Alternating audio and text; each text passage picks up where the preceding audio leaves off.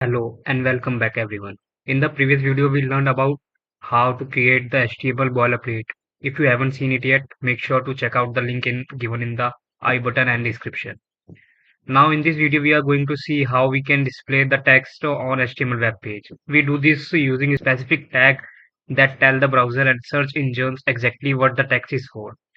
We have two main types of tags for text content, headings and paragraphs. Heading tags are critical because they define the structure and hierarchy of your content. They range from H1 to H6. The H1 tag is most important. It is the main title of your web page. You should only ever have the H1 per document.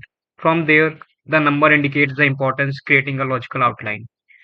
For example, H2 tag. This is only for the main section or major topics, smaller than H1. H3 tag used for subsections that belong under the preceding H2. H4, H5, and H6. These are four increasingly specific subpoints within your content, with H6 having the smallest font size.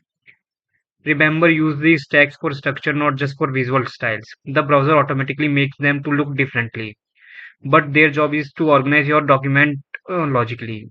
But what about the main body of your text? The details, the explanation, and the stories. For that, we use the paragraph tag, which is simply the P tag. The P tag is the workhouse for standard block level text. It's how you write to your simple sentence and paragraphs. The browser automatically adds a little bit of spacing above and below each paragraph, making your text clean and easy to read. That's all. I hope you enjoyed this quick guide to content tags. If you like the content, please hit the like button and subscribe to the channel.